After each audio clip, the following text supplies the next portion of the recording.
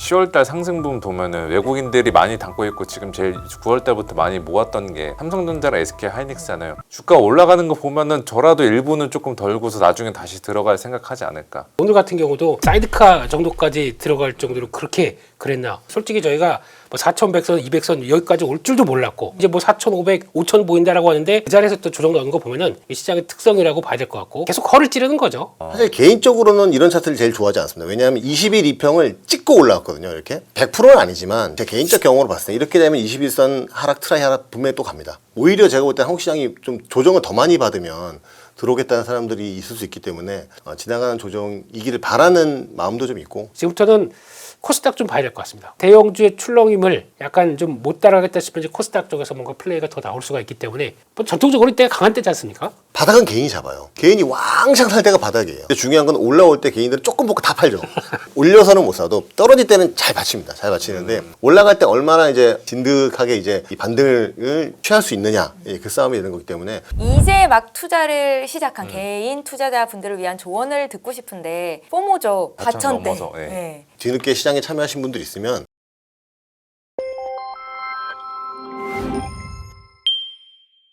제가 오늘 세 분의 전문가께 궁금한 거는 일단 오늘 국내장 급락이 왜 나왔는지 그리고 오후장 들어서까지 계속 말아 올렸잖아요. 전약 후강장은 왜 나온 건지 그리고 앞으로 시장 대응 전략은 어떻게 짜면 좋을지 이 세 가지입니다.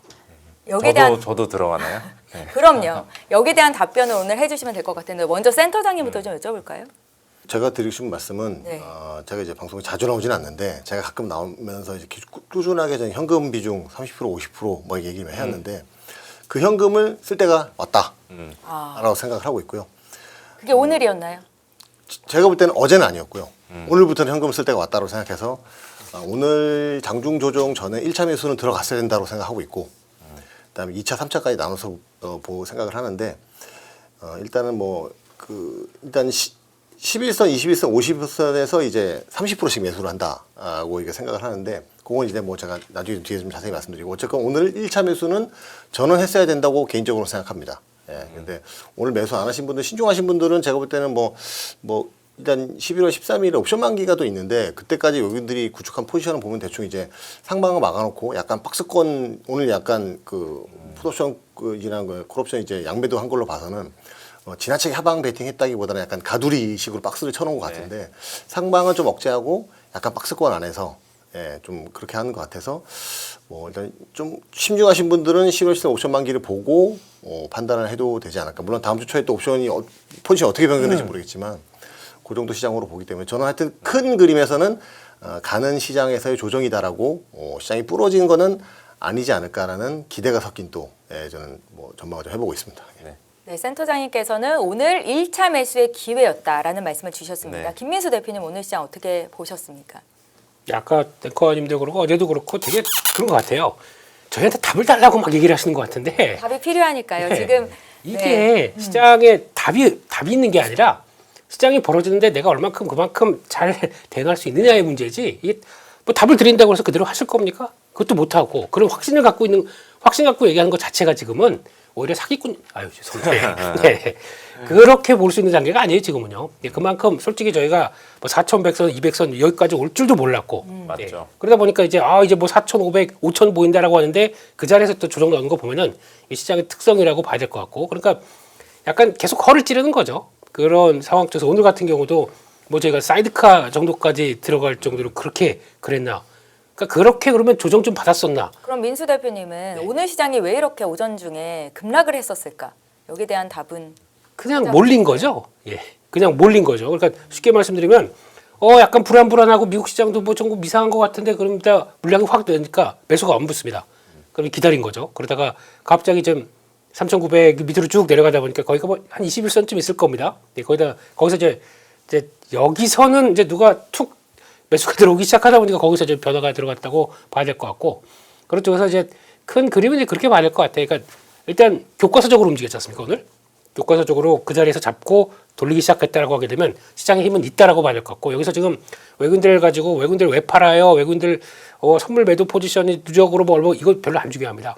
외국인들은 선물 매도로만, 그러니까 저희는 그냥 보고 있는 싶은 거 그대로만 봐요. 선물 매도만 쭉 가다 보니까 아이고 저거 외국인들이 주가 올라갔는데 매도만 크다 보니까 신경질 났네. 이거 말도 안 되고요. 애들이 매도만 합니까? 옵션하고 주식 선물하고 같이 연계해서 짜는 베이시스로 이렇게 움직이는 분들이셔가지고 그거는 그런 건 말이 안 되고요. 또 하나는 지금 이렇게 되면은 아마 힘을 보여줬기 때문에 적어도 이제 전고점 대부분까지 들어가겠죠. 근데 거기서 돌파냐 아니면 그 정도 부분에서 다시 힘 빠지냐 이제 그게 제일 중요한 것 같고 아니면 그거 시나리오 1, 시나리오 2는 다시 또 지지받는 거죠. 힘이 약하게 되면은 여전히 다시 또 21선이나 그 라인까지 다시 지지받고 더블 버텀에서 돌아가는 거죠. 근데 중요한 거는 이 모든 게 다 어떻게 보면은 변동성입니다. 그걸로 설명할 수 있습니다. 그러니까 그거를 오늘 같은 경우도 일단 어떻게 했냐면은 시장 딱 벌어지는 거 보고 먼저 움직이면 안 돼요. 먼저 움직이면 당합니다. 그러니까 이렇게 보고 있다가 이제 좀 과했다 싶었을 때 돌아가는 게 그래서 10시를 기준으로 봤거든요. 거기서 변화가 나온 거 보고 그다음부터 확인되면서 움직이는 게 이제 가장 낫지 않았을까라고 생각하면서 이제 그렇게 말씀드린 거고 오늘 같은 날은 다른 거 없습니다. 제일 센 거 사야 됩니다. 그동안 강했던 거. 그게 뭐냐면 쭉 봤을 때도 반도체 기판주 이런 거. 네, 이게 저는 핵심이라고 몇 번 말씀드렸었어요. 내가 생각하다 보니까 그런 거 먼저 들어가야 되고 그리고 또 중요한 자리까지 들어왔는데 이제 반등할 만한 종목들인데 반등의 힘이 별로 없습니다. 근데 그런 거는 일단 뭐 오늘은 내가 타이밍이 아니었구나라는 쪽으로 보면서 그렇게 짜 가야 될 것 같고 그리고 이제 미리 말씀드릴게요. 미리 이렇게 돌아가는 거 보니까 내년 2026년도 11월은 분위기가 상당히 안 좋을 것 같습니다. 1년 뒤요. 1년 뒤요. 예. 그러니까 미리 이유는요? 그러니까 이제 큰 그림을 먼저 그려가게 되면은 아마 주식은 내년 상반기 때 많이 팔아야겠다 생각을 하고 있습니다 지금. 그런데 이제 일단 지금 그거 논할 때는 아니고. 근데 미국에 중간 선거가 있는데 그때까지 주가를 계속 올리지 않을까요? 그거랑은 상관없을 것 같고 이제 이렇게 막 월봉 보다가 연봉 보다가 하다 보니까 이제 그 생각이 들어서 그리고 또 한국 증시는 가장 또 탑을 찍었잖아요. 그 다음 년도 어떻게 될까요? 네, 그런 쪽에서 내년은 별로 좀 그렇구나 하는 생각하고 이제 올해 그리고 또 이 장을 실컷 즐겨야 됩니다 지금부터는. 네, 그래서 그 즐기는 과정 쪽에서 일단 최대한 끌어서 우리 센 사장님처럼 네, 매매 팍팍 붙고 해서 끌어올린 다음에 그 다음을 이제 또 봐야겠죠. 네. 우리 위원님께는 그거 좀 여쭤보고 싶어요. 외국인 투자자들이 지금 이틀 동안 네. 시장에서 2조 넘게 매도를 보이고 네. 있잖아요. 근데 두 분의 전문가님은 조정 시 매수를 그래도 아직까지는 그 의견을 유지하고 계신 것 같습니다. 외국인들의 매도 패턴은 우려할 부분은 아닐까요? 무려 안 할 수가 없죠. 왜냐하면 이틀 동안 5조 팔았는데 외국인이 일간 단위로 2조 이상 팔았던 적이 진짜 손에 꼽히는 날이에요. 근데 예전에 가장 최근이 그 2021년도 8월 13일 아직도 기억나는데 JP 모건에서 이제 윈터 이즈 커밍 하면서 그때부터 반도체 꺾이고 우리나라 증시 꺾이기 시작했는데 그때도 한 2.8조 9조 팔았어요. 네. 그때 이후로 거의 최대 순매도 금액이니까 이번에도 뭔가 이제 증시 고점의 매도 신호가 아니었나라는 생각 해볼 수 있는데 그때는 이미 이익 꺾이고 있었고 인플레이션에 대해서 경계를 많이 하고 있는 상태였는데 지금은 좀 반대 상황이잖아요. 이익이 올라오고 있는 우리나라 국면 그리고 인플레이션 지금 별로 신경 안 쓰고 있는 국면 이렇게 보시면 될 것 같아요. 그래서 이것도 궁금해하실 것 같은데 네. 그 오늘 운전으로 비유하면은 운전 험하게 했는데 주차는 잘했죠. 코스피 4,000, 코스닥 900. 그러니까요. 문제는 이게 불법 주차냐 아니면 이제 제대로 주차한 거냐. 내일 불법 주차면 내일 또 빠지겠죠. 근데 저는 뭐 내일은 기술적 반등은 나올 것 같고 불법 주차는 아닐 것 같아요. 근데 중간중간에 주차 공간을 이동하는 기간들은 있을 거다. 왜냐 지금의 그 시장의 가장 큰 리스크는 저는 뭐 AI 법을 뭐 거론되고 있고 뭐 연준의 뭐 통화 정책 불확실성 이것도 거론되고 있는데 지금 가장 큰 리스크는 주가예요, 주가. 10월 달에 저희가 그 뭐 방송하다 보면 알겠지만 1년 동안에 주식이 코스피 지수가 20% 오르면은 올해 장 정말 감사했습니다. 라고 하는데 그거 한 달에 올렸잖아요. 거기에 따라 좀 반대급부 현상이 있고 지금은 그 가격 부담을 소화하는 과정이다. 그래서 뭐 펀더멘털이나 전체적인 우리가 전제했던 거 무너지지 않았기 때문에 뭐 일부 뭐 쉬었다 가는 흐름들이 있을지언정 오늘의 그 주가 급락이 예전처럼 지수 고점에 이제 다시는 보지 못할 지수 고점의 전조는 아니다. 저는 이렇게 보고 있습니다. 예, 동감하십니까? 무조건 동경한 한 의원님 맞습니다. 네, 센터장님. 자율주행차가 주차도 잘해주는 네. 이건 어떻게 생각하십니까? 테슬라? 예. 네. 세 분의 의견을 먼저 좀 여쭤봤고요. 센터장님, 오늘 그 장중에 지수가 6% 가까이 내렸다가 지금 절반 정도로 되돌린 거, 이게 어떤 의미 있는 신호라고 해석을 하십니까? 일단은 그 하락을 했을 때 일단 사람들이 이제 조정이 오면 사야지라고 생각하겠지만 막상 손이 안 나가거든요. 근데 이제 6%씩 빠지면은 안 나가잖아요. 절대 안 나가죠. 사이드카까지 걸리고 그러면 사이드 뭐 서킷이 안 나왔습니다만 뭐 무슨 그런 일 얘기 있나 나오면은 기사 찾아보고. 그렇죠. 뭐 찾아보고 하다가 그러다가 이제 그 매물이 부른 매도가 나오는 것처럼 네. 누군가가 사기 시작하면 또 이게 이게 반대하나 사다 보면 좀 올라가는데 그게 이제 아무래도 심지어가 너무 많이 빠지니까 이게 사실 어느 2, 3%짜리였으면은 제가 볼 때 보합까지 갔을 수도 있다고 생각하는데 네. 그래서 지금 제가 볼 때는 뭐 일단은 대기하는 자금들이 좀 들어왔다. 그래서 지금 반등을 좀 이끌었다는데 외국인들이 워낙 매도를 세게 해서 좀 뭐 반등을 많이 못하고 제가 중간 정도 한 3% 언저리를 끝나긴 했는데 하여튼 뭐 제가 볼 때는 그렇게 해서 이제 대기 자금들이 들어왔기 때문에 이렇게 되는데 제가 볼 때 며칠 만약에 내일 또 하락이 와도 제가 볼 때 대기 자금이 좀 들어올 거라고 생각하는데 제가 봤을 때는 한 그 일봉상 52평 정도가 지금 이제 3,500선 정도 걸쳐 있는데 그게 올라오는 게 이제 시간이 좀 지나면 한 3,600선 언저리 될 거라고 보는데 만약에 일봉상 51선 정도가 깨지고 나면은 그때 되면 시장 분위기가 달라질지 모르겠는데 그 전까지는 제가 볼 때는 계속 좀 그래도 좀 저가 매수는 계속 들어오지 않을까 싶어서 아직까지는 제가 볼 때는 사람들이 그렇게 막 많이 겁먹고 있는 것 같지는 않습니다. 이제 많이 좀 그전에 주식을 많이 들고 있던 분들은 당연히 이제 좀 걱정을 하고 하긴 하는데 그래서 걱정하는 분들이 이제 어제도 이제 우리 김민수 대표님 방송 거 봤는데 저도 비슷한 내용이 오늘 있었는데 오늘도 막 어떻게 하냐 막 전화하길래 그러면 좀 줄이실 거니까 아, 뭐 그건 아닌데 어떡한 얘기를 하더라고요. 너무 희한하게. 아직까지는 그런 걸로 봐서 근데 이제 아까 민수 대표님 말씀하신 것 중에서 우리가 사실 올해 장이 좋았고 3,500 넘고 막 쭉 갈 때 그래도 올해 안에 4,000 갈 거라고 말하는 사람은 사실 거의 없었어요. 그렇죠. 없었는데 4,000이 되는 순간 모두들이 다 이제 5,000 얼마 안 왔다는 얘기를 너무 많이 하더라고요. 그래서 아, 조정 분위기가 올 수 있겠구나 싶은 생각은 이제 그건 좀 약간 악재로 생각을 했는데 반대로 이제 이제 미국 주식 팔아서 한국으로 돌아와야지 뭐 이런 사람은 거의 없어요 아직까지도. 그래서 아직 제가 볼 때는 그런 포모는 안 일어나는 것 같아서 아직까지 한국 시장은 좀 더 좀 여유가 있지 않나. 오히려 제가 볼 때 한국 시장이 좀 조정을 더 많이 받으면 들어오겠다는 사람들이 있을 수 있기 때문에 그렇게 큰 폭의 조정보다는 좀 지나가는 조정이기를 바라는 마음도 좀 있고 저는 개인적으로는 그렇게 좀 생각도 하고 그렇습니다. 그 저희가 오늘 조정을 세게 받긴 했는데 그래도 4,000을 지켰잖아요. 장중에 뭐 3,800까지 갔다고 하더라도 여전히 높은 주가임에도 불구하고 다들 이제 많은 곡소리가 났던 게 예전에 센터장님께서 이야기하셨던 것처럼 원금 고점의 법칙 그게 좀 작용한 건가요, 이게? 그렇죠. 이제 그 한 4,000포인트 정도 언저리 갔을 때는 네. 4,000원 쉽게 뚫겠냐. 네. 한 3,800 정도 조정 오거나 3,500 조정 사야지 그러다가 4,000을 이제 4,200까지 뚫었기 때문에 4,000이 깨지면 사실 그 마디 지수들 보면은 삼성전자 10만 원 깨지니까 사야 되는 거 아니야? 막 이렇게 보는 것처럼 4,000 깨지니까 이제 막 그 3,900까지도 깨지니까 3,860까지 갔으니까 그러니까 이제 일단 매수가 들어오는 거죠.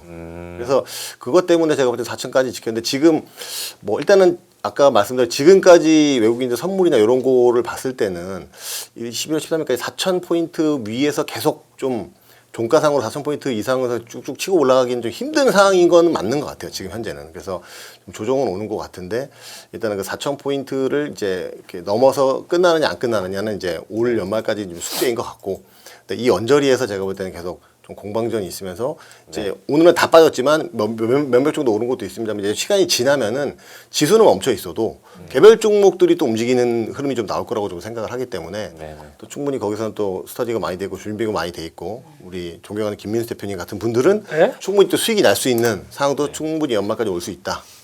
그렇게 생각합니다. 네. 저 민수 대표님께 이거 좀 여쭤보고 싶어요. 네? 어제 넥스트 트레이드 장 보면서 지수들이 막 내려오니까 아 이거 팔아야 되는구나 라면서 정리를 하신 분들이 꽤 있더라고요. 네. 그런데 오늘 장 아침에 빠지는 거 보고 잘했다 싶다가 다시 올라가니까 아우 잘못했구나 하시는 분들. 넥스트 트레이드를 보면서 다음 장을 예견하고 마음이 쫄려서 주식을 사거나 파는 행위에 대해서 좀 어떻게 보세요? 그 얘기도 몇 번 드렸는데 네. 예, 넥스트레이드가 저희를 갖고 놀아요. 예. 뭐 쫙 아침 같은 경우 이러다가 내일 미국장 반등했잖아요. 내일 아침 어떨까요? 넥스트레이드 8시에서 9시 좀 반등을 불탑니다. 예, 불타고 근데 막상 지수는 근데 뭐 강보합으로 시작한다 그러면 잘못 산 거예요. 그러니까 거기 휩쓸리지 마시고 넥스트레이드는 그냥 넥스트레이드답게 그리고 또 거기서 올라가는 거 가지고 이게 진짜인지 아닌지도 모르는 상황에서 이렇게 변동성 큰 때는 이제 그게 왜곡을 많이 하더라고요. 그런 거 일단 너무 좌충우돌하지 않게 가야 될 것 같고 또 하나 두 번째는 그것도 보셔야 될 것 같아요. 지금 이렇게 되면 이제 저희가 다 한 방향으로 움직였거든요. 그러니까 지수도 강세, 예탁금도 강세, 신용도 레버리지 강세. 근데 여기서는 이제 뭐가 하나 이제 툭 흔들릴 상황이 되겠죠. 이제 첫 번째로 이제 지수가 툭 흔들린다라고 하게 되면 저희 이제 레버리지는 그냥 앞뒤 안 보고 막 지금 사상 최대예요. 25조대입니다. 그러면 주식을 샀기 때문에 예탁 자산도 약간 좀 흔들리겠죠. 그럼 이게 이렇게 꺾이는데 그 신용은 그대로 있다. 이거 잘못된 겁니다.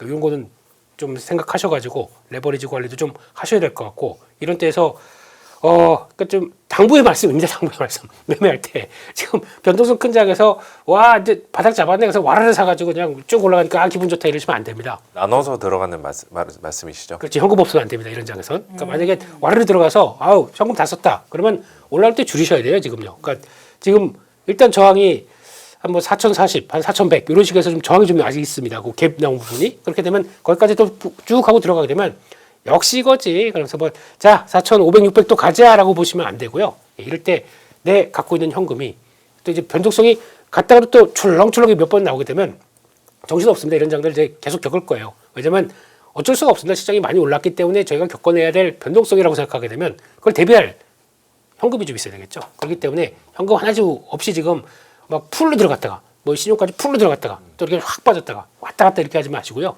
현금을 좀 갖고 있으셔야 됩니다. 그래야 운용하시기가 좀 더 좋을 것 같습니다. 그래서 어떤 식으로 변화가 나올지 몰라요. 그리고 또 미국장이 지금 뭐 완전하게 바닥을 찍었느냐 이것도 아닐 수가 있지 않습니까? 그렇기 때문에 거기에 따라서 왔다 갔다 할 것 같고 마지막으로는 지금부터는 코스닥 좀 봐야 될 것 같습니다. 네, 그 얘기는 몇 번 드리는 것 같고 오히려 매매하기가 이쪽이 조금 더 그러니까 어떻게 보면은 그러니까 대형주의 출렁임을 약간 좀 못 따라가겠다 싶으면 이제 코스닥 쪽에서 뭔가 플레이가 더 나올 수가 있기 때문에 이것도 같이 보시면서 뭐 전통적으로 이때가 강한 때지 않습니까? 그렇기 때문에 이런 거와 또 요즘 보게 되면 약간 저희가 이제 변동성이 지쳤어 그래가지고 코스닥에 이제 그 제약바이오라든가 뭐 이런 것 쪽에서 좀 약간 안정판 역할을 하려고 하는 모습들이 나오기 시작하다 보니까 그게 나오기 시작하게 되면 코스닥은 어떤 식으로 나오냐면 그러면은 잠깐만 나는 왜? 라고 하면서 또 이제 섹터들이 약간 또 고개를 막 같이 맞아 들을 것 같고요. 게다가 또 반도체가 강한데 반도체가 만약에 주춤해도 반도체 소부장은 올라오는 경우가 있을 겁니다. 그게 하나의 변화인 것 같고 이번에 보면 실적들이 3분기에 잘 안 나올 거예요. 그 얘기는 미리 말씀드렸어요. 네, 3분기는 안 나오지만 업황이 세다는 게 확인되기 시작하면서 4분기 때는 다 돌아설 회사들이 많다고 보게 되면 그게 기반으로 또 움직일 수가 있거든요. 그래서 그런 것도 보시면서 오늘 왜 이렇게 말 많이 하죠 제가? 죄송해요. 예. 그냥 빨리 넘어가십시오. 예. 급락장 속에서 기회를 굉장히 많이 찾고 계신 것 같습니다. 그래서 각 말씀하신 거 들어보니까 당부의 말씀 중 하나가 이런 변동성 큰 장에서는 NXT 가급적이면 저희가 그 흔들리지 말자 시세 네. 네. 지금 뭐 보니까 두산 에너빌리티 같은 경우도 거의 10% 가까이 폭락을 하고 있는데 이것도 그냥 크게 신경 쓰지는 말자. 내일 본장에서 대응하자. 이렇게 보시면 될까요? 그게 밀렸다고 하도 실적 발표가 또 예상치보다 좀 못하다 보니까 거기서 또 실망감이 더 나오는 것 같은데 오늘 보니까 실적 발표 약간 비슷한 회사들이 되게 많아요. 많은데 어떻게 보면 이때 이렇게 묻혀서 이렇게 들어가는 게 제일 좋을 것 같아요. 그러다가 이제 어차피 좀 강하게 움직였고 조정 받을 때 받는 자리고 그렇게 생각하면서 보시는데 이것도 보니까 대부분 보니까 또 일회성 비용 나오는 것도 있고 사업부 조정에 따라서 변화 나오는 것도 있고 여러 가지가 많더라고요. 근데 그런 쪽에서 일단은 뭐 시장 조정 받을 때 또 그만큼 올랐지 않습니까? 그렇기 때문에 나오는 자연스러운 과정이라고 봐야 될 것 같고요. 일단 두산에너빌리티는 보니까 수주 전방치를 상향했더라고요. 근데 두산에너빌리티 같은 회사는 수주로 사는 회사들입니다. 그렇기 때문에 거기가 더 중요한 걸로 보고 있기 때문에 아마 또 흔들리면 또 자리는 나올 것 같다라고 생각하고 있습니다. 예. 알겠습니다. 센터장님 앞서서 이제 1차, 2차, 3차 이렇게 좀 시기를 나눠서 매수를 해야 된다라는 말씀을 주셨는데 그거 좀 자세히 들어볼 수 있을까요?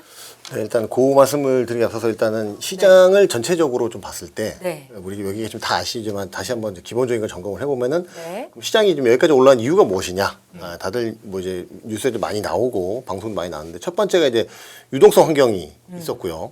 금리 인하나 양적 기준 종료 같은 게 있었고, 두 번째 이유는 이제 기업 실적이, 우리나라 기업 실적이 받쳐줬다는 거. 세 번째가 이제 상법 개정에 대한 기대감. 요 세 가지로 사실 올라왔다고 봐야 되는데, 하나씩 살펴보면 이제 첫 번째 이제 금리 인하 시기가 늦춰질 수 있다는 얘기 나오고 있죠. 뭐 인플레도 그렇고. 근데 이게 조정의 빌미는 될 수 있습니다만, 그렇다고 이제 여기서 이게 금리 인상기로 가냐, 그건 아니거든요. 인하하는 시점이 늦어지거나 인하의 폭이 적을 수 있다는 거지, 이게 유동성이 완화되는 시장 환경이 부러진 건 아니다.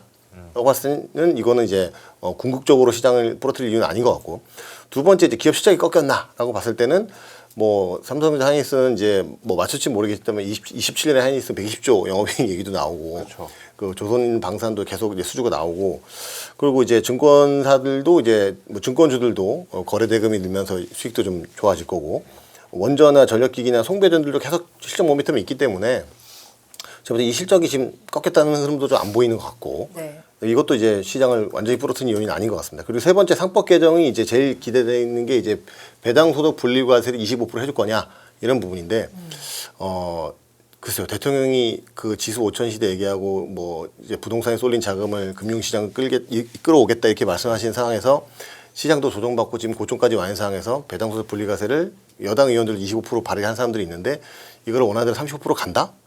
저는 지금까지 대통령의 스탠스를 봤을 때는 그러지 않을 것 같습니다. 국민의 기대대로 가고 시장이 원하는 대로 가줄 것 같기 때문에, 그렇게 생각하면 이 시장을 끌고 온 세 가지 이유가 부러진 게 하나도 없기 때문에 제가 볼 땐 전체적으로 조정으로 보는 게 맞지 않나라는 생각을 들고, 그리고 이제 그 아까 말씀드린 대로 이제 분할 매수하는 부분들을 이제 기술적으로 좀 이제 말씀을 살펴보면, 네. 이제 이 차트가 오늘 코스피 일봉 차트인데, 사실 개인적으로는 이런 차트를 제일 좋아하지 않습니다. 왜냐하면 20일 이평을 찍고 올라왔거든요. 이렇게 네. 딱 찍고 올라오는 게 기술적으로 봤을 때는 뭔가 신의 뭐 누군가의 개입이 있었던 것 마냥 약간 진짜. 이렇게 되면은 100%는 아니지만 제 경험상, 제 개인적 경험으로 봤을 때 이렇게 되면 21선 하락, 트라이 하락 분명히 또 갑니다. 또 한번 가기 때문에 이렇게 찍고 오르는 게 제일 안 좋은 거고, 오히려 코스닥처럼 코스닥 일봉 21선 깨고 올라왔거든요. 네. 이런 그림이 차라리 훨씬 좋은 거예요. 아, 깨고 올라와야 되는 거지, 이제 찍고 오르는 거는 다시 한번 또 트라이하러 가겠는 흐름이 있기 때문에 그런 거고, 그리고 일단 1차적으로 여기 이제 그 5일선 11선이 1차 그 이제 하고 21선 사이에 있는 부분이 1차 매수가 들어왔어야 생각하고, 그다음에 21선 정도가 저는 이제 2차 매수로 봤는데, 거의 2차 매수를 제가 개인적으로 봤던 2차 매수까지 한 방에 갔기 때문에 저는 그래서 매수세가 많이 좀 들어왔다라고 생각을 하고, 그리고 코스피 주봉, 그리고 이제 여기 보면 코스피 50일 이평이 지금 이제 3,550선, 이게 좀 올라온다고 제가 3,600선 정도가 되겠죠, 일봉으로는. 그러니까 추세적으로 51선 이탈하지 않아야 추세가 살아있기 때문에 저는 정말 최악의 경우 최하단이 일봉상 51선을 강하게 하향 이탈하지 않는다면 추세는 살아있다라고 보고 있는 거죠. 저게 3,600선이요. 이게 지금 3,500 한 50, 70선 되는데, 이게 좀 시간이 지나면 조금씩 올라온다고 보면은 제가 한 3,600선 정도 언저리를 깨지 않으면 갑자기 급하게 내려오지 않는다면, 그 정도는 추세를 훼손하는 건 아니다. 라고 좀 생각을 하고, 저희가 7, 8, 9월 때 행보할 때도 21선, 51선 붙어 있을 때 여기를 지지하고 올라왔었거든요. 그렇죠. 예. 그리고 이제 주봉을 살펴보시게 되면 사실 오늘 주봉상 5일선을 찍고 올라왔습니다. 살짝 깨긴 했는데, 주봉 봤을 때는 사실 크게 조정이라고 볼 수가 없죠. 여기서 주봉상 21선이 역시 이것도 한 3,500선 조금 밑에 있는데, 얘도 좀 올라오는 얼추 한 3,500선, 600선이면 얘가 일봉상 51선이나 제가 볼 때 얼추 비슷하다. 완벽하진 않지만 이제 그렇게 생각을 하고 있고, 그리고 이제 마지막으로 이제 월봉인데, 월봉은 5일선이 3,550, 3,600선이 있습니다. 아직 5일선 근처에도 안 왔거든요. 그렇기 때문에 이 월봉상 5일선, 주봉상 21선, 일봉상 51선이 저는 거의 비슷하다고 보면, 그 세 개를 다 지키는 선이라면 시장은 전 부러지지 않았다고 생각하고, 기술적으로. 그리고 만약 그 세 개를 다 부러뜨린다면은 시장이 좀 낙폭이 깊어질 수도 있다라고 생각을 하고 있기 때문에, 그 정도를 최하단으로 생각하고 보시면 어떨까 싶고, 저도 이제 짧게는 옵션 만기까지는 민수 대표님 말씀처럼 4천을 넘어가면은 어느 정도 현금화는 필요하죠. 예를 들어서 오늘 1차 매수를 저는 해야 된다고 생각했고, 저는 1차 매수를 해드렸기 때문에, 만약에 4,000포인트를 넘어가는 상황이 되면, 훌쩍 넘어가는 상황이 되면 저는 오늘 산 거에 좀 일부는 줄이는 게 맞다라고 생각을 하고, 그리고 여기 보면 이제 오늘 어제 갭이 떨어진 부분이 어제 한 4,000 한 그 100포인트 정도에서 오늘 이제 갭이 발생했거든요. 이 갭을 메꿀 때 보통 저가에서 매수한 50% 정도 파는 게 맞고, 그리고 이 고점 4,200 고점 원저리까지 갔을 때는 이번에 저가 매수한 건 일단 다 파는 게 맞습니다. 그리고 이제 기존에 들고 있던 건 들고 가고. 네. 왜냐하면 시장의 방향성이 아까 제가 말씀드렸다시피 연말까지 4,000포인트, 아까 민수 대표님 4,500 막 가는 분위기 아니라고 생각하기 때문에, 그리고 12월에 또 동시만기도 있고 하기 때문에 그 연말까지는 또 외국인들 이건 그리고 여기서부터는 저희 내피셜일 수 있습니다만은 외국인들이 올해 한국 주식을 많이 못 사서 외국계 패시브 자금이나 이런 데는 좀 약간 그 닥쳤던 게 지붕 쳐다보는 격이 있었을 수 있었기 때문에 좀 여기서 좀 눌러놓고 연말 연초에 사서 내년에 상반기나 이렇게 좀 한국 시장 갈 때 그 수익을 더 누리게 해서 좀 누를 수 있지 않나. 제가 한 의원님 말씀처럼 오늘 이게 그 5조씩이나 파는 거는 시장이 부러지지 않고서 이렇게 팔 이유가 없는데 왜 팔았을까라고 생각을 해보면 이제 더 이상 상승을 좀 누르고 싶지 않나. 외국 입장에서는 좀 누르면서 좀 물량을 좀 걷어서 자기들이 더 사고 싶어서 그럴 수도 있지 않나. 이건 뭐 이런 얘기는 사실 팔로더면 이순조 대표님 하셔야 되는데 오시는군요. 네. 시나리오를 굉장히 멋있게 저희가 예. 제가 약간 빙의가 됐나 싶은데 하여튼 그렇게 해서 좀 생각이 들고 그래서 이제 차트를 가져와봤고 하여튼 우리 시청자 여러분들 보실 거는 일봉상으로 봐도 크게 훼손이 안 되고 주봉 월봉을 보면 오늘 조정이 왔지만 그렇게 조정이 많이 안 온 차트란 말이에요. 그러니까 이게 그만큼 너무 세게 올라온 거고 아까 하나님 말씀 월봉을 보시게 되면 이제 20% 오른 건데 이게 보통 반절 정도 되돌림을 주는 게 일반적인 조정이라고 특징이라고 보면은 그게 한 3,754 언저리 정도는 되거든요. 거기까지 되돌림을 줘도 시장은 또 갈 수 있는 모멘텀이 생기기 때문에 제가 볼 때는 크게 보면 한 3,800 깨지는 오늘 3,860까지 갔으니까 한 1,750이나 1,800에서 4,000 사이 정도를 박스권으로 보고 제가 볼 때는 그렇게 이제 당분간 좀 짧게는 그 정도를 보고 그쪽 하단에 가까워지면 좀 매수를 하고 상등에 올라가면 좀 매도를 하고 올팔레사를 좀 한 시기에 와 있다. 그래서 현금이 있어야 된다. 대신에 내가 기본적으로 가져가는 수량들 한 50% 정도는 가지고 있는 상태에서 그렇게 매매를 한다고 보고 만약에 바쁘고 해서 내가 매매를 할 시간이 없다 하는 분들은 저는 개인적으로 봤을 때는 내년 상반기까지는 4,226 고점을 틀 수 있는 모양이 나올 수 있다고 생각하기 때문에 그냥 가셔도 무방하 대신에 HTS 안 키고 이제 가져가면 무방하다. 저도 이제 말이 길어지지 짧게 마무리하면은 일단 주식 매매라는 건 저도 이런 식의 매매하는데 저도 이제 DC형 퇴직연금을 작년 연말에 국장진흥선 할 때 그때 전 퇴직연금을 DC형으로 바뀌었거든요. 네.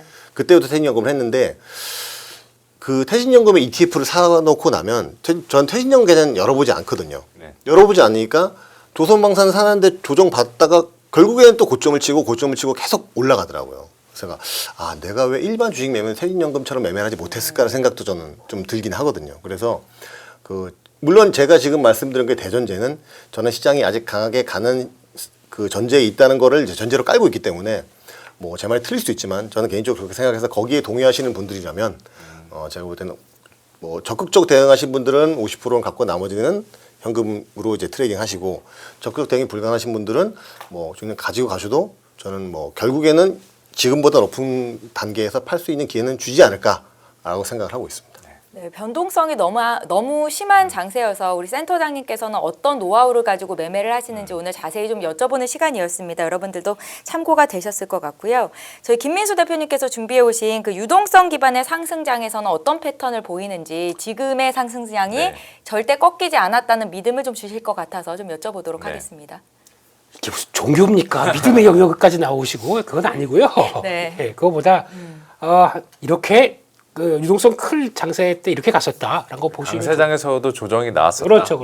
네. 그렇게 보시면 좋을 것 같은데 그래서 코스피랑 코스닥 지난번에 지금 2020년도죠. 그때 그 코로나 장세 때 어떤 식으로 흐름이 나왔는지 한번 보시면요.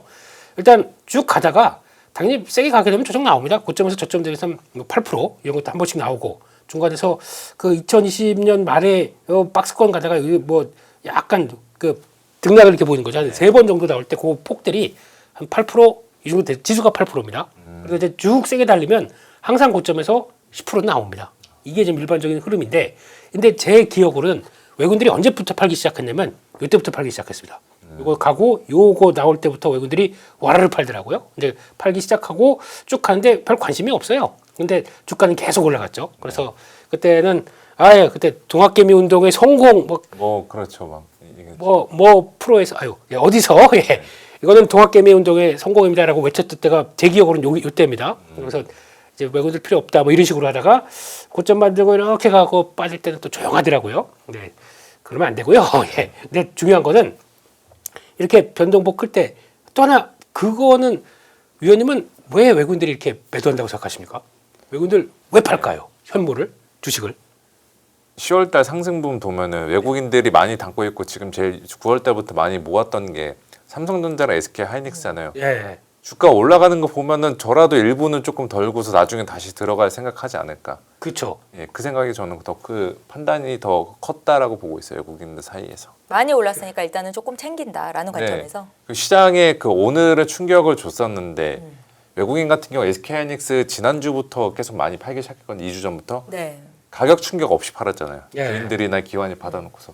그런 판단들 저는 그게 더 영향이 더 컸다. 그러니까 주가가 많이 올랐으니까 이들도 닉스는 더 담고 싶기는 한데 일단은 뭐 상황이 뭐 M7 실적이 됐건 셧다운이 됐건 연준의 불확실성이 됐건 뭐가 또 중간에 터질지 모르니까 그들도 역시나 수익률 관리 차원에서는 한번 팔고 간 게 아닌가. 그렇죠, 그렇죠. 예. 저도 비슷한 생각인데, 네. 그러니까 한국이 70% 올랐잖아요, 올해가. 그럼 100으로 시작한 게 이제 170이 돼 있어요. 그 중에 주축이 된 게 더 많이 올랐다는 얘기니까. 그러면 자기 포트폴리오에서 이만큼 툭 튀어나와 있는데 그거 잘라내야죠. 그런 과정에서 그만큼 많이 올랐다는 얘기입니다. 그러다 보니까 그 자르는 과정 쪽에서 제가 보기엔 2조, 3조가 중요한 게 아니고 그렇게 잘라냈는데 그래서 이제 편하다가 그러면 그 정도까지 더 갈 수 있을 만한 모멘텀 생긴다 그러면 아마 고점에서 또 삽니다. 반대로는. 아니 그렇게 팔고 저점에서 팔고 또 산다는 게 말이 돼? 라고 하지만 그만큼 덜어놨기 때문에 그러면 이제 한국물에 대해서 이 정도 갖춰가고 있는 상황 쪽에서 이게 그러면 이거 다시 키워야겠다라고 하면 또 살 수 있는 거죠, 그거는. 근데 그걸 가지고 단순하게 외국인들이 저점에 팔고 고점에 사서 뭐 또 우리 개인이 이겼다 이런 거 하지 마세요. 그런 뉘앙스가 아니라 그런 과정 쪽에서 일단 외국인들 매도를 해석해야 되지 않나라고 바라보고 있고 그런 쪽에서 언제든지 이렇게 조정 나올 수 있다 보니까 그러면 4,200 찍었으니까 10%면은 한 420, 한 3,800? 예, 이 정도는 뭐 언제든지 찍을 수 있다. 그걸 뭐 하루에 보여줬다라고 생각도 하루 이틀 만에 보여줬다라고 볼 수는 있는데 그만큼 폭은 크다. 그래도 이때보다 좀 차이가 있는 게 이때보다도 더 지수의 폭은 이번에 좀 하반기 때 더 빠르게 올라온 거 아닌가요? 그러다 보니까 그런 건 감안해야 된다라고 봐줄 것 같고 코스닥은 더 심하죠. 10%는 기본, 뭐 15%, 12% 이런 식으로 빠르게 좀 조정폭이 좀 큰 것도 있기 때문에 그런 거에 따라서 나오는 거를 뭐 중간중간에 나오는 조정 가지고 이게 이런 때 보면 또 심해요. 또 한 10%대 넘어가기 시작하게 되면 고점 찍었는가 이러면서 예, 또 여기서 이때 또 무슨 뭐 손절에다가 뭐 인버스를 산다든가 완전 최악의 케이스입니다. 그런 건요. 네. 그러니까 지금 자리에선 그런 거 하지 마시고 네. 인버스 살 때가 올 겁니다. 근데 그거는 예, 뭐 나중에 인버스에 대해서 말씀을 안 드리니까 근데 그건 나중에 보시면 될 것 같고 근데 지금 여기서 그런 역행으로 들어갔다가는 고생합니다. 그렇기 때문에 지금 일단은 열어놓고 그럼 보자 그렇게 말씀드리겠습니다. 그 제작진 분 중에 한 분이 이런 의견을 좀 주셨었는데 외국인 투자자들이 지금 이틀째 5조 정도 네. 팔았다고 하잖아요. 그럼에도 불구하고 지수가 4,000포인트를 지켰단 말이에요.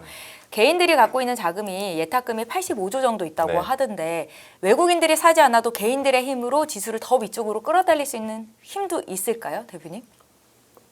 제가 보기에는 네. 위로는 잘 안 삽니다 우리가. 받쳐놓지 이걸 위로 사서 야 호가 위로해서 우리가 뭐 그러니까 무슨 약간 조직화된 모습으로 이렇게 끌고 가지가 않거든요. 네. 그런 쪽으로 봤을 때 이런 바닥에서 끄는 건 잘해요 개인들이. 그렇다고 해서 고점으로 막 끄는 거는 이게 또 뭐가 필요하냐면은 그냥 그 좀 조직화돼서 선물하고 이런 것도 같이 필요합니다. 그래야 프로그램 매수와 같이 연결돼서 이렇게 쭉 조금만 툭툭 쳐줘도 이렇게 쭉쭉 올라가는 이런 패턴으로 가야 되는데 저희가 그렇게 누가 할 수 있을까요? 센터님 선봉장이 필요합니다. 선봉장이. 저도 비슷한 생각이 드는 게 네. 저희도 직원들끼리 뭐 예를 들어 뭐 삼성전자 얼마까지 할 것 같아? 15만 원 받으잖아 15만 원 받으 얘기하면 그래 그러면서 뒤로 돌아오면서 나는 13만 5천 원을 팔아야겠구나 이런 생각 하거든요. 네. 저도.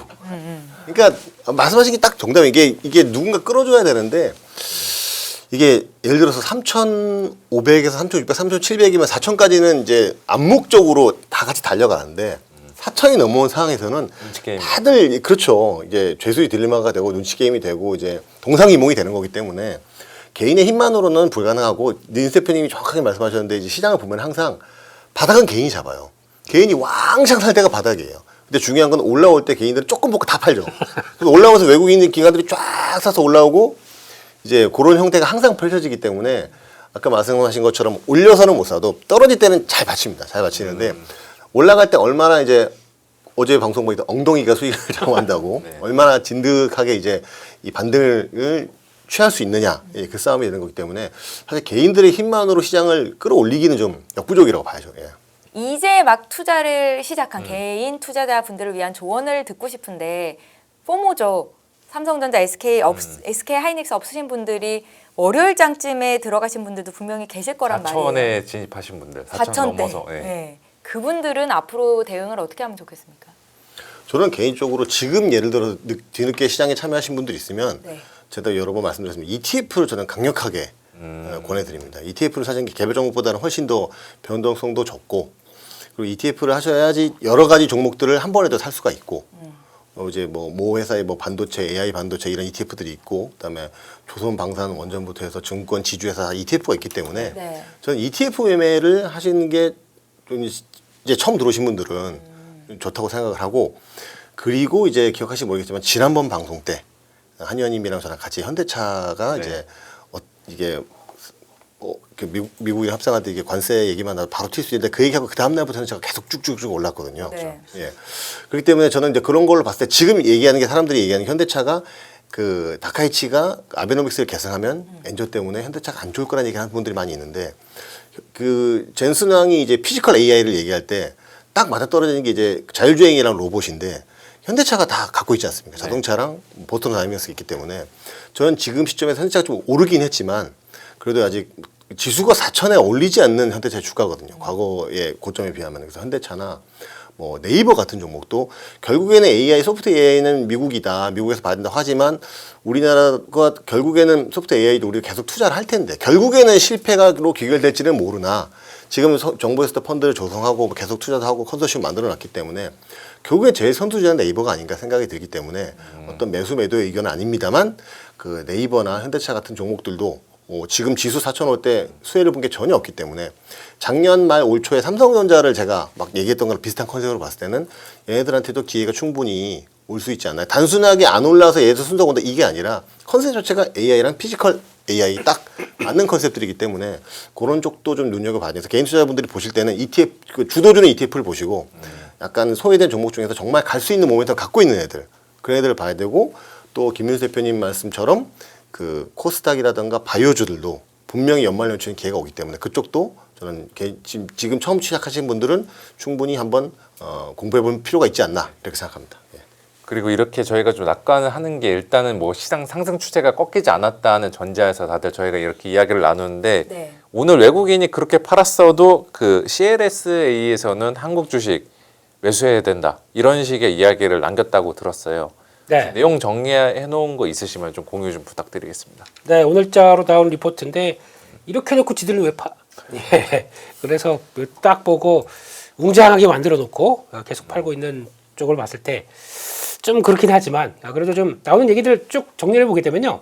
일단 코스피 PB 기준으로 1.4배, 1.4배. 그래서 지수는 한 4,600 왜 뒤에 18이죠? 예, 4,600 이 정도가 합리적이다라고 얘기를 하는데 요거를 잠깐 보시게 되면은 수준이 묘기 같아요. 그러니까 지금 항상 대한민국 증시는 PBR 0.8배에서 잡혔다. 한때 그렇죠. 이거 특수 상황을 빼게 되면 그 전후에서 잡혔다라고 하게 되면 거기서 올라가다 보니까 지금 이제 지수가 올라가면서 이제 한 배짜리 그래서 20년 그 평균이 한 배라고 하다 보니까 0.8 한 배 여기서 왔다 갔다 했던 게 이제 돌파해서 그걸 넘어가기 시작하는 거죠.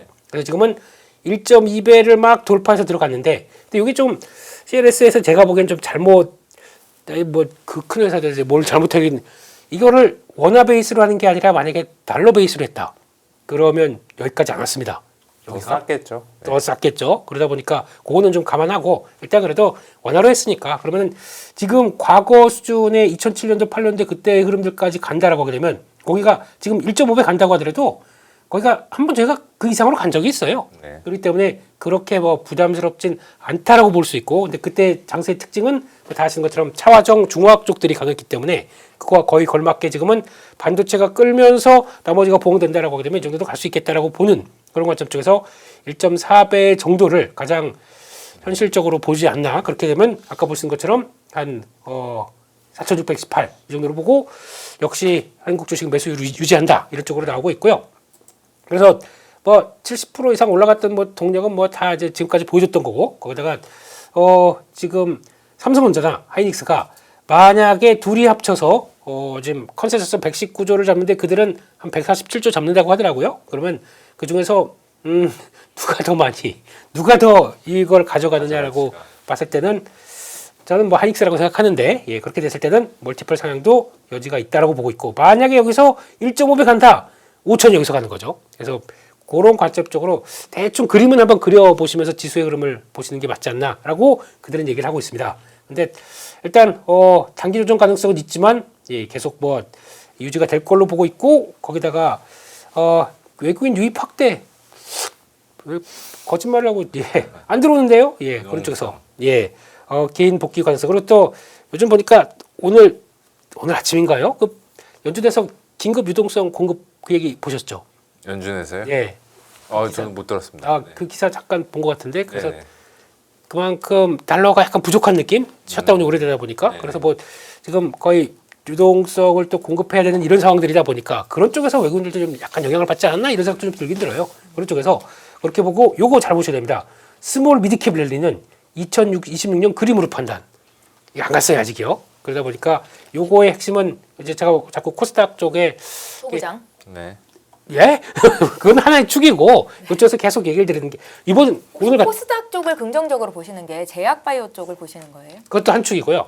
코스닥 이제 구성 요소를 쭉 보시게 되면은 제약바이오가 이제 제일 많이 있고 중간에 2차전지가 있고요. 거기다가 로봇이 있습니다. 그리고 또 임용이 있고 나머지 소부장이 밑에 쭉 있고 요거를 이제 잘 보시면서 거기서 똘똘한 거 찾는 게임이 이제 시작이 될 것 같고 그러니까 아까 4천선 이상에서 개인들이 뭘 해내겠느냐 얘기했었잖아요. 저라면은 아까 센 사장님 말씀하셨듯이 ETF 좋습니다. 저도 오늘 법인 계좌로 ETF 쫙 깔고요. 퇴직연금? 아니, 저희 회사 거예요. 저희 회사. 네네. 그래서 좀 깔아놓고 그렇게 하고 그 다음에 뭘 움직이게 되면 되게 편해요. 이제 바탕이 되다 보니까 그리고 또 이왕이면 아마 좀 움직인다라고 보시고 가셔야 될 것 같아서 이제 그럴 때는 이쪽들이 좋다라고 보셔야 될 것 같고 그래서 반도체 업종 멀티플 상향에 따라서 지수 업사이드는 더 될 수 있겠다 해서 반도체가 핵심이다 이렇게 보는 것 같고요. 한국은 그냥 반도체네요. 예, 그런 쪽에서 내년도 반도체가 성장기의 61% 가장 크네요. 예, 이렇게 나올 거로 보여지고 있고 거기다가 수출 뭐 AI 사이클 뭐 이거 계속 봐야 된다는 얘기고 게다가 요게 이제 핵심이죠. 그러니까 지금 시점에서 아까 센터장님 말씀하신 것처럼 그래서 추가로 뭔가 자극을 더 해줄 수 있다는 거는 정부의 역할들이 저는 크다고 봐야 될 것 같습니다. 그래서 자꾸 뭐 부동산에서 자금을 옮기면서 오늘 어젠가 금융 부위원장님은 부의장님 자세한 명칭은 모르겠지만 무슨 레버리지도 뭐 예, 하나의 뭐 투자 수단으로 써야 된다. 그거 큰일 납니다. 그거는 그냥 넘기세요. 그런 건 말도 안 되는 얘기고요. 레버리지 부동산 생각하시면서 그냥 그렇게 갖다 쓰신 것 같은데 저희는 위험 자산에 대해서 그거 큰일 나요. 그렇게 보시지 마시고 근데 그런 쪽으로 돌아오기 위해서는 정부 역할들이 계속 또 보강해줘야 된다라는 것들 보면서 그 리레이팅의 뒷바탕이 돼야 된다라고 봐야 될 것 같고 외국인들은 예, 이제 혹시나 또 추가로 바닥 잘 다지고 그다음에 외국인들이 좀 이어가는지 보시면 되겠다라는 쪽에서 그런 정도로 보고 봐야 될 것 같고요. 그래서 뭐 나머지는 뭐 보니까 여기서 종목들하고 이거 쫙 나왔는데 그거는 뭐 외국계 증권사에서 무슨 보니까 삼성화재 매수 들어가 있고 그래요. 네.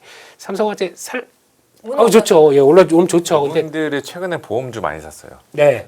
그래서 그런데 솔직히 저 정말 좋은 종목이 있습니다. 저 삼성화재 사실래요? 삼성생명 사시겠습니까? 그러면은 이런 분위기. 그래서 그리고 그건 이제 일단 금융 쪽은 최근에 조금 더 들어오더라고요. 그래서 뭐 KB금융도 들어오고 하는데 포트폴리오에 대해서는 뭐 그냥 패스를 했으니까 한번 궁금하시면 찾아보시면 될 것 같고요. 네, 핵심은 아까 보인 첫 장에서 많이 보시면 될 것 같다. 그렇게 봐야 될 것 같습니다. 알겠습니다. 센터장, 네. 그 CLSA 이 리포트에서 조금 눈여겨보신 부분이 있으실까요?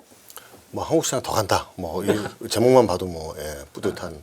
근데 사실 외국계 레포트들은 계속 뉴스에 나오고 인구에 많이 회자가 됐었는데 반도체 겨울이 온다라는 이유로 안 빠졌거든요. 반도체가 겨울도 오지도 않았고 그래서 전 사실 외국계 레포트 그때도 한번 말씀드렸습니다만 외국계 레포트에 나오면 이제 내용을 우리가 좀 보는 거지 거기서 이제 지수 전망이나 이런 거에 대해서는 뭐 그렇게 크게 뭐 엄청 신뢰하고 떨어지다가 올라갔다가 신뢰하고 간다기보다는 아까 제가 서두에 말씀드렸던 대로 왜 이 장이 올라온 이유가 뭔가 그 이유가 그 사라졌냐 안 사라졌냐 부러졌냐 안 부러졌냐 뭐 그런 게 중요하지.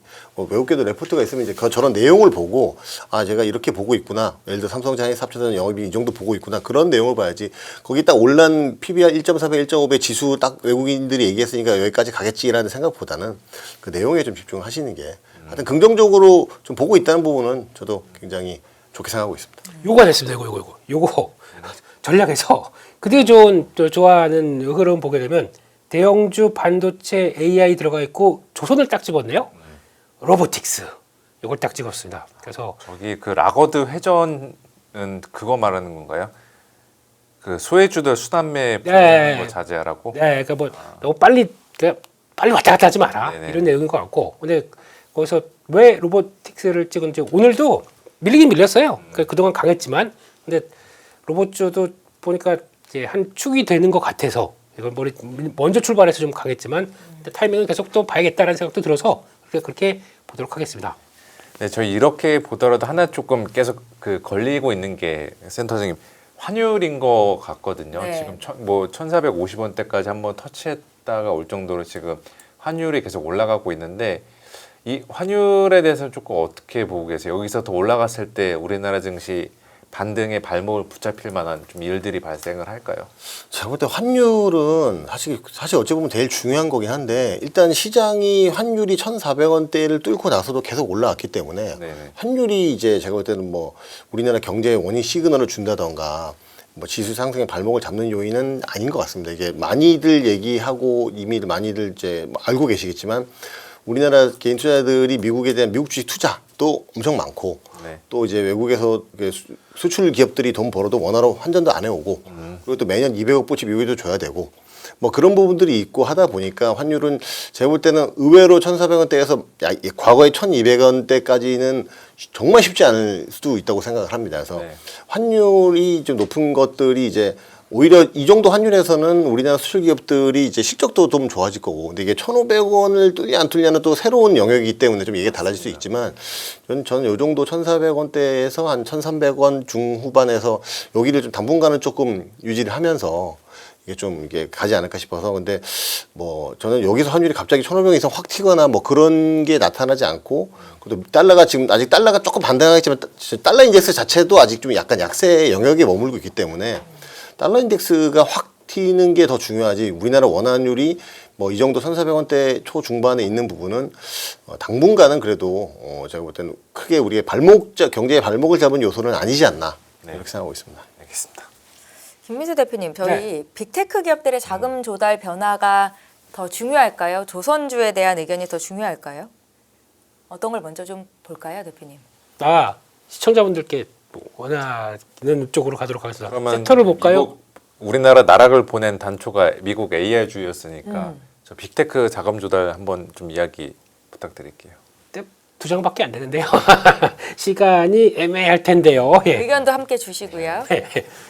그래서 네. 뭐 다른 거는 뭐 지금 얘기 나오는 거는 뭐 똑같습니다. 근데 지금 이번 실적 발표를 통해서 나왔던 걸 보게 되면 올해 초에 한 요만큼 할 거야. 그러니까 10억 2,800억 800억이겠죠. 10억 단위가. 예. 그 정도까지 하다가 지금 점점 좀 늘려가지고 올해부터 내년까지도, 그러니까 내년 전방 보게 되면 현재는 올해도 늘었지만 내년도 한 30% 더 늘릴 걸로 보다 보니까 돈이 많이 드는 거죠. 예, 그런 상황 쪽에서 5,180억이죠, 달러. 예, 엄청납니다. 이런 돈들이 다 지금 들어간다고 보고 있는데, 하지만 이렇게 되면서 지금 시장의 분위기는 메타에서도 보여줬고 이번에 알파벳에서도 보여주는 것처럼 돈을 이제 내가 많이 벌어서 그걸로 쓰는 게 아니라 이게 케이펙스 늘어나는데 채권을 발행합니다. 이게 좀 약간 변화되는 거죠. 그렇게 되면은 이게 결국에는 충분히 그 돈으로 잘 안 되나라는 것보다 이제 그러면 이제 크레딧 이슈가 발생하는 거죠. 그 회사의 기업의 리스크에 따라서 이 채권들을 발행한 채권들이 다 영향을 받고, 그러면 그게 나중엔 또 돌고 돌아서 AI 쪽에 케이펙스에 영향을 주는 거 아닐까라고 좀 약간 우려가 지금 섞이는 상황들이죠. 그런 게 어디서 나타나냐면 여기서 보시면 됩니다. 오라클 CDS인데 지금 보게 되면 뭐 개별 기업의 CDS다 큰 기업이다 보니까 좀 있다고 하더라도 CDS 프리미엄이 지금 팍 튀고 있어요. 많이 올랐네요. 이게 네, 진짜. 최근에 현재 $100 10억이죠. 그러면 천억. 천억 정도 돼서 지금 한 3배 정도까지 지금 한 3년 뒤까지 2년 뒤까지 보게 되면 그렇게 올라가고 있는 상황들입니다. 그렇다는 얘기는 이게 그러니까 오라클이 여러 가지 투자를 하면서 최근에 들어가는 부채 비율이 확 늘어난 걸 가지고 시장에서는 물론 인정, AI를 위해서 열심히 하는 거 인정. 하지만 그만큼의 프리미엄은 지금 반영이 될 수밖에 없다는 것들을 얘기를 하고 있기 때문에 이것도 아마 나중에 가게 되면 이제 AI 성과가 어떻게 나오느냐에 따라 다르긴 하겠지만 이거에 따라서도 그때마다 시장에서 좀 조정의 빌미로 나올 수도 있기 때문에 이런 거는 이제 단순하게 돈 번 거 갖고 투자하는 게 아니라 플러스 알파가 돼 있다 보니까 크레딧 이슈 이것도 앞으로는 그냥 뭐 이렇게 생각할 게 많아요. 그냥 AI 쪽에서 투자하고 돈 벌면 되지. 하지만 뭐 시장은 또 미세하게 이런 거 본다 보셔야 될 것 같습니다. 네, 알겠습니다. 센터장님께 이것만 좀 여쭤보고 싶습니다. 그 미국장이 빠지니까 뭐 당연한 걸 수도 있는데 그 안전자산이 아니라고 볼 수 있는 가상시장도 가상자산 시장도 역시 급락세를 시장, 보였었잖아요. 코인 시장도. 그런데 금이 또 오른 건 아니란 말이에요. 안전자산, 불안전자산 왜 이렇게 죄다 급락을 했던 건지. 금은 급락까지는 아닌가요? 제가 볼 때는 이번 랠리가 현금이 이제 녹는 걸 방지해서 모든 자산이 오르는 시장이었기 때문에 사실 안전자산 선호도 때문에 금이 올랐다고 보기 힘들다고 저는 생각을 하고 있고요. 이제 어찌 보면은 금이 먼저 조정을 받으면서 어찌 보면은 그 증시 조정을 앞서서 금이 먼저 조정을 받은 것이 아닌가라고 좀 볼 수 있을 것 같고 또 이번에 코인도 보니까 저기 프라이버시 코인인가 뭐 여기는 또 뭐 두 배인가 200% 이상 올랐다고 프라이버시 코인들이 있더라고요. 근데 그게 이제 다른 건 블록체인으로 이제 이제 거래 내역이 다 남는데 거래 내역이 남지 않은 프라이버시 코인들이 있는데 그것들은 좀 올랐다고 얘기도 좀 나오던데 이제 그건 이제 뭐 이제 자금 추적을 피하기 위한 뭐 자금들이 갔다 뭐 이런 얘기도 있는데 그러니까 시장의 성격 지금 시장이 전체가 다 이렇게 올라온 이후에는 일단은 유동성 환경이나 전체 사람들이 금융 투자 투자는 이 투자 시장 자체에 발을 들여놨기 때문에 지금부터는 이제 각 계정도 개별 플레이에 갈 수 있는 거죠. 그러니까 증시도 우리나라 지수도 4천에서 박스권에 갇혀서 가더라도 그때부터는 이제 여러 가지 모멘텀 있는 종목들이 있기 때문에 개별 종목 플레이가 이루어지면서 또 우리 김민수 대표님처럼 공부도 많이 하시고 준비도 많이 하신 분들한테는 정말 좋은 기회가 될 수 있는. 그러니까 지금은 누구나 큰 대형주사만 먹는 장인데 그게 아니라 이제 그 이후에는 이제 개별주 장세가 가면서 공부를 많이 했던 사람들이 이제 충분히 플레이하고 수익 볼 수 있는 시장이 펼쳐지는 거거든요. 그래서 그런 관점에서 봤을 때는 시장이 전체적으로 계속 가는 것도 지금은 다들 행복하지만 그러지 않더라도 좀 노력하고 준비한 사람들한테는 계속해서 또 그런 기회가 좀 열릴 수 있기 때문에 뭐 저는 그런 관점에서 보고 있고 지금 뭐 안전자산 선호가 되려면 제가 볼 때 금, 달러 이런 거 사실 안전자산 선호 때문에 올랐다고 생각을 하지 않거든요. 그냥 자산 시장이 다 오른 거기 때문에 뭐 그런 관점에서 보기 때문에 거기에 제가 볼 때는 뭐 엄청나게 큰 의미를 좀 부여할 필요가 있을까라는 생각은 좀 하고 있습니다. 네, 알겠습니다. 대표님도 의견 좀 주세요. 그 심리적인 마지 노선이라고 불리던 비트코인이 10만 달러가 붕괴가 됐었고 이더리움 쪽에서는 해킹 사건이 또 있었더라고요. 네. 네, 어떻게 좀 보십니까? 바이넥스에서 그거하고 잔고까지 막 보여주더라고요. 네. 이상 없다. 우리 돈 이렇게 많다. 그러면서 얘기를 하는데 그게 더 시장에서 불안한 거예요. 돈이 많은 것보다 왜 그 관리를 못해서 그렇게 나가게 되면 나중에 탈취된 거 이렇게 쭉 돌아와서 매물 나오면 어떻게 될까 뭐 이런 식으로 좀 걱정을 되는 거죠. 근데 이걸 저는 뭐라고 대답을 못하는 게 물렸어요. 최근에 이렇게 조금 이 정도면 되겠네 하고 샀는데 물렸어요. 이더리움하고 다 물렸기 때문에 저는 뭐 모르겠습니다. 근데 그냥 지금은 근데 더는 못 누리겠습니다. 지금 들어갔는데도 더 빠졌는데 거기에 지금 내가 신경을 쓰는 것보다 지금 이제 변동폭이 더 커져서 차라리 그냥 같은 기대 수익률로 본다 그러면 그쪽은 뭐 그냥 기다리게 되면 또 올라오겠다고 생각을 하는데 지금은 이쪽이 더 중요할 것 같아서 그래서 아마 그 가상화폐 쪽들은 그냥 뭐 관심 있으신 분들은 아마 다 저처럼 물렸을 겁니다 이번에 또 그런데 그래도 그거보다는 저는 지금은 위험자산 쪽이라고 하게 되면 아무래도 그러니까 금 같은 경우도 지금 이미 4,000달러에서 못 가고 있잖아요. 그런 쪽으로 본다는 얘기는 약간 이제 그동안은 에브리띵이 랠리였습니다. 근데 그게 유동성이 약간 조금 뭔가 좀 신호가 나온다고 생각이 들어요. 그런 쪽에서 그게 되면 여기서 과연 뭘 챙겨야 될까라고 했을 때는 그래도 국내 유동성과 관련된 쪽만 본다고 하더라도 결국은 이쪽은 괜찮을 것 같고 근데 이제 만약에 계속 또 그 수익률 게임이 나온다 그러면 자꾸 이제 중소형 쪽으로 이제 고개를 돌리는 제 심정인 거죠. 네.